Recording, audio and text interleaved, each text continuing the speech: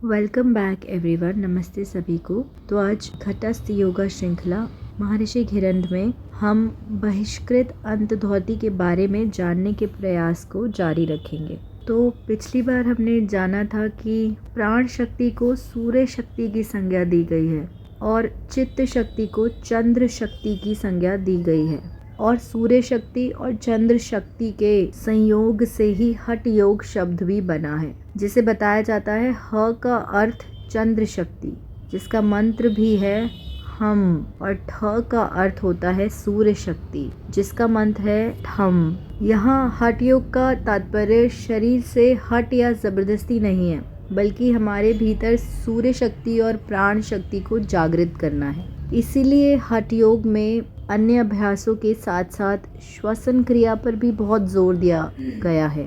हम शरीर से बाहरी अभ्यास तो कर रहे हैं, लेकिन प्राण शक्ति को स्पंदित करने के लिए, प्राण शक्ति को जागृत करने के लिए श्वास पर नियंत्रण होना आवश्यक है। यह एक आंतरिक प्रक्रिया है। शरीर विज्ञान कहता है कि हमारे शरीर के भीतर अन्य अनेक ऐसी नाड़ियां भी हैं जिनके माध्यम से सूक्ष्म शक्ति या फिर प्राण शक्ति का प्रवाह शरीर के भीतर होता है। ये नाड़ियां केवल रक्त संचार का नियंत्रण और शरीर और मस्तिष्क के बीच संवेदना को लाने ले जाने का कार्य नहीं करती, बल्कि शरीर में ऊर्जा या शक्ति का संचार भी करती हैं।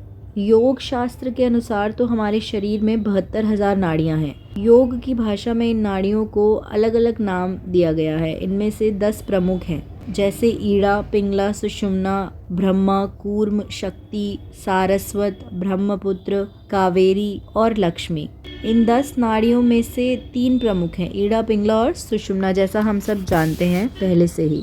और हठ योग के अभ्यासों में इन 10 नाड़ियों को प्रभावित करने का प्रयास किया जाता है। इनके अतिरिक्त अन्य नाड़ियां भी होती हैं, जैसे वज्रासन में एक वज्र नाड़ी का उल्लेख मिलता है कि वज्रासन करने से वज्र नाड़ी दबती है, उसके भीतर संवेदना उत्पन्न होती है। वज्र नाड़ी का हमारे पाचन संस्थान से सीधा संबंध है। इसका संबंध साइटिका नाड़ी से भी रहता है। साइटिका के दर्द का संबंध वज्र नाड़ी से रहता है, अर्थात वज्र नाड़ी में कहीं पर अवरोध या बाधा रहती है।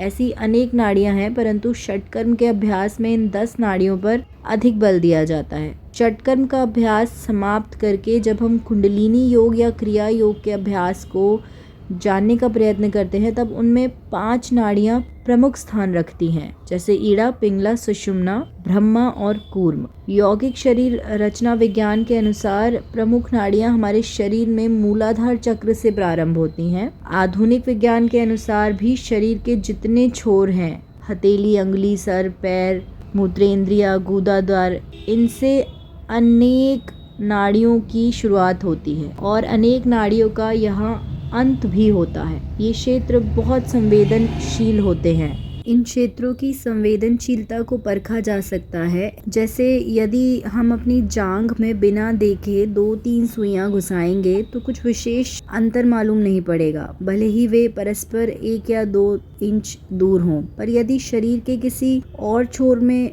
पिनों को 1 मिलीमीटर की दूरी पर भी घुसाएंगे तो संवेदना के कारण तुरंत अनुभव हो जाएगा कि 2 पिनें हैं। यहाँ तक सुनने के लिए धन्यवाद। अब कल जारी रखेंगे।